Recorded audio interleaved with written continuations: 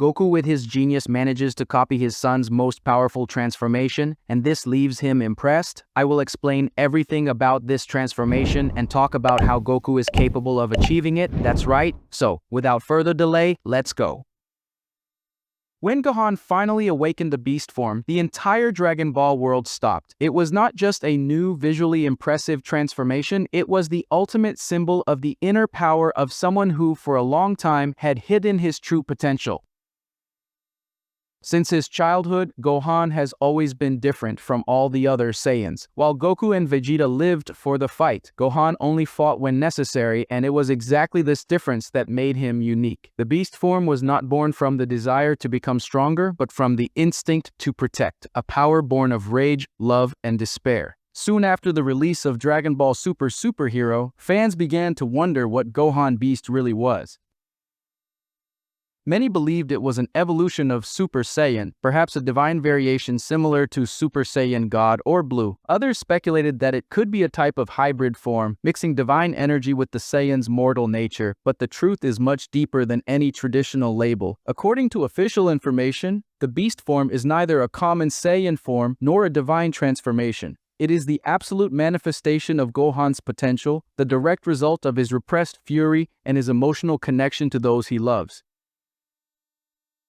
In other words, Gohan did not need to seek power in gods, nor in ancient Saiyan traditions. He looked within himself and released something that had always existed in his being. This idea makes perfect sense when we recall Gohan's trajectory.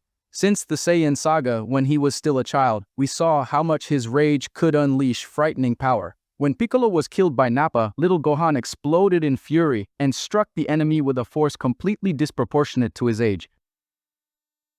The same thing happened when Frieza tried to kill Krillin. Hatred and pain transformed Gohan into a true beast. But as the years passed, he began to repress this part of himself. Gohan started seeking a more peaceful life, an existence away from battles. This led many to believe that he had lost his warrior essence. However, Superhero came to prove the opposite. Gohan's true power was always dormant, waiting for the right moment to awaken. The beast transformation is therefore the pure translation of his soul. The red eyes and silver hair are the reflection of an emotional force that surpasses any rational limit. This form does not need divine training, nor teachings from Whis or Beerus. It is something natural, a power born from the unique mix between Saiyan and human blood. And this detail is the most interesting. The fact that Gohan is a hybrid is precisely what makes him so unpredictable. Goku and Vegeta evolve logically through training and discipline. Gohan, however, transcends his limits through emotions. This makes him the most dangerous character of all when he loses control, and that is exactly what the beast form represents, the liberation of all the power contained in his soul. Unlike Super Saiyan, which was born from rage but depends on control to be maintained, Gohan Beast is the opposite. It is fury, completely dominated and channeled. He is no longer that uncontrolled child who acted impulsively. He is a mature, conscious warrior, but who allows his emotions to fuel his power instead of destroying him. This philosophical difference places Gohan's transformation on another level. Toriyama also explained that the name Beast was chosen because visually, Gohan becomes something savage, indomitable, a true force of nature. And this choice of name symbolizes more than just appearance. It represents Gohan's reunion with his most primitive essence, the one he tried to hide for years. He finally accepted that his warrior nature and his kind heart can coexist.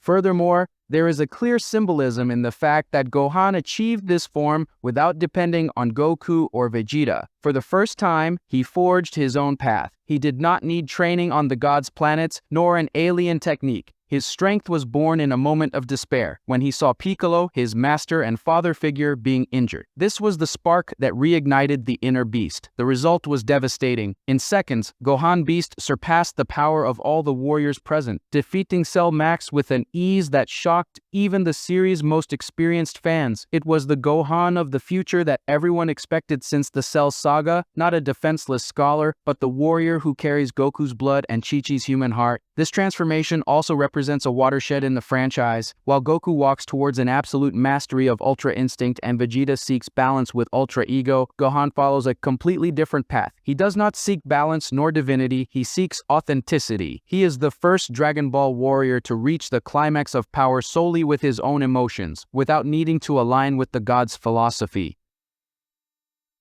Deep down, Gohan Beast is the definitive answer to the eternal question, what if Gohan used all his potential? Now we know he is not a god, nor a simple Saiyan, he is something new, a force that transcends known definitions, a beast awakened by rage, guided by love, and sustained by a human heart. Gohan Beast is, in essence, the symbol of true inner power, and it is exactly there that a fascinating theory arises. If Gohan Beast represents the maximum potential of the individual, nothing prevents Goku from also awakening a similar form, his own Beast version. After all, the principle of this transformation is not linked to Gohan's hybrid lineage, but to the total liberation of the true Saiyan potential, something that Goku, after so many years of self-knowledge, is closer to achieving than ever. He went from a naive warrior who only sought challenges to someone who comprehends the essence of being a Saiyan, a being who evolves through emotions, instinct, and the love of fighting. Goku has already understood that Ultra Instinct is not just about calm and control, but also about being faithful to one's own nature. During his training with Whis, he learned that each being possesses a unique, natural instinct, and that the secret lies in harmonizing with it. When Goku managed to manifest true Ultra Instinct, mixing human emotions with his divine instinct, he took the first step towards something much greater. This understanding brings him exactly closer to what Gohan achieved unconsciously with Beast, the total union between heart and power. Imagine Goku reaching his own beast form, a version where his hair takes on a savage appearance, his eyes glow with brutal intensity, and his ki becomes dense, vibrant, almost animal. Unlike Ultra Instinct, this form would not be calm but fierce. It would not represent divine serenity but the pure storm of the Saiyan spirit. It would be the power of a warrior who has died, been reborn, surpassed gods, and faced time itself, and now channels all his fury, pride, and survival instinct into an unprecedented force. And it would be symbolic too. Throughout the saga, Goku was always the one who taught others to evolve, but this time, he would be learning from his own son. Gohan would inspire him, showing that true power is not in divine techniques or cosmic training, but in completely freeing oneself from one's own limits. This transformation of Goku would open up space for something that fans have been waiting for years, father and son fighting side by side on an equal level.